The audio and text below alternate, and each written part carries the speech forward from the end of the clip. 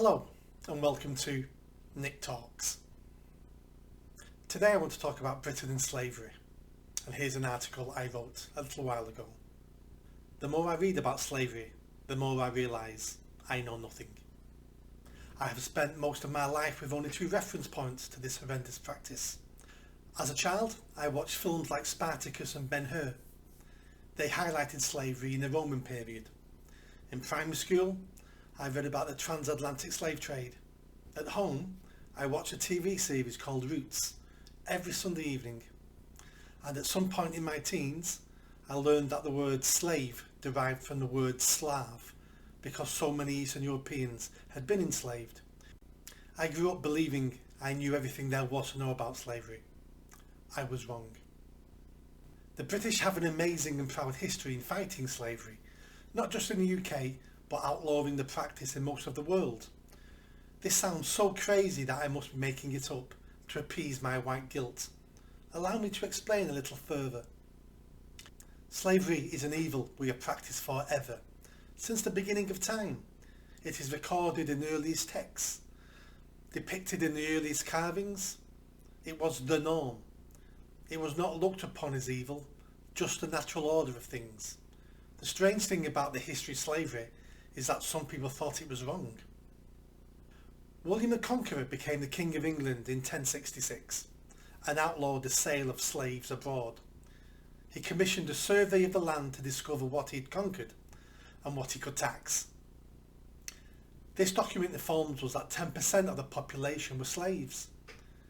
This law was the beginning of the end of slavery in Britain. By the 1200s, slavery was non-existent.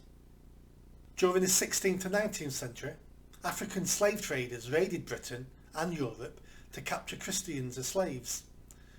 They were Barbary pirates and supply of the Arab slave markets in North Africa. In 1645, a raid on the Cornish coast saw 240 men, women and children kidnapped.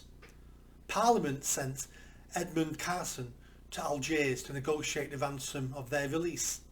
He paid an average £30 per person and managed to free some 250 people before he ran out of money. Carson spent the last years of his life trying to arrange the release of a further 400. From 1530 to 1780, it is estimated that as many as 1.25 million Europeans were enslaved. By the 1650s, attacks were so frequent that fishermen were reluctant to put out to sea for fear of being captured, as well as leaving their families unprotected ashore.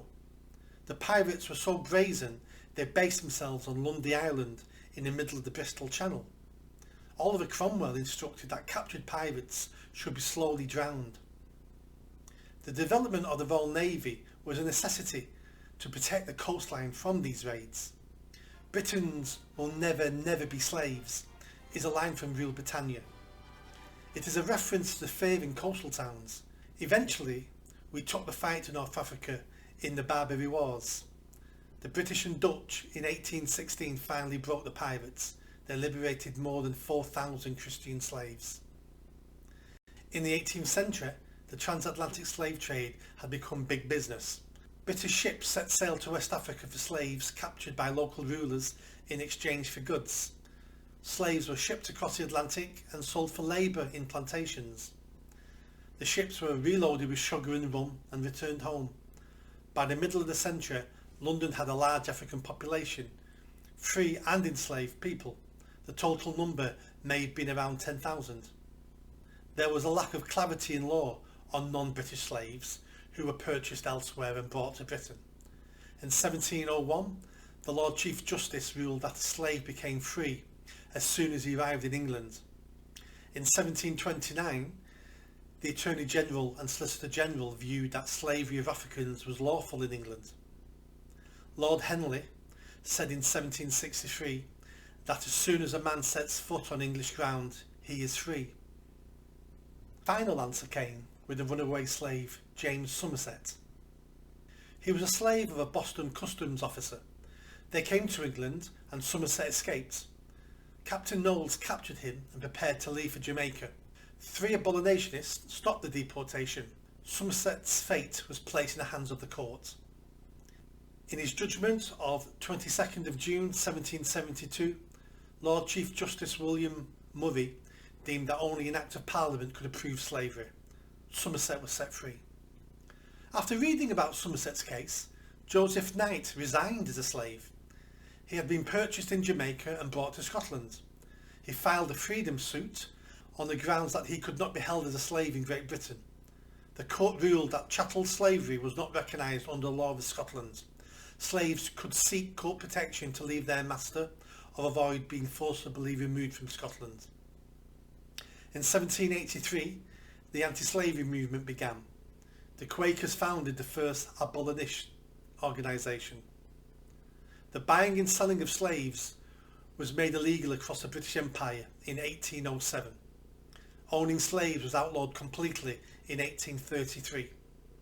Former slave owners received formal compensation for their losses from the government.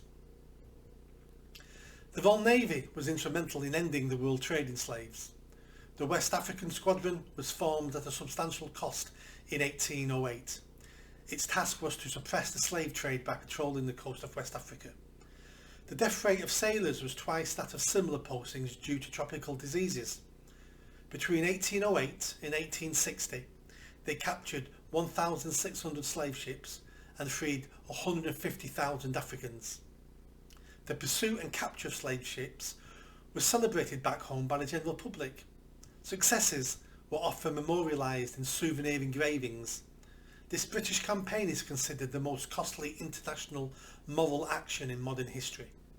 In 1841, the first multilateral treaty for the suppression of the slave trade was signed. It took place in London, with representatives from Austria, Britain, France, Prussia and Russia. The Royal Navy continued to patrol the oceans to enforce international law. The slave trade had been broken again by the Royal Navy. It is unfair to judge past nations for a practice we find completely evil today. People may judge us in the future for eating the flesh of animals and farming them like lettuce. What matters is some individuals found the act inhumane and convinced everybody else of the same. These people helped change the culture of nearly the whole world. The British were a leading force in this pursuit. The next time you hear someone say that the British were involved in the slave trade, remember the above. Smile and nod your head, for we were, just like every other country and people in the history of the world. Unlike everyone else, we ended slavery for the benefit of mankind. That's why I sing Rule Britannia.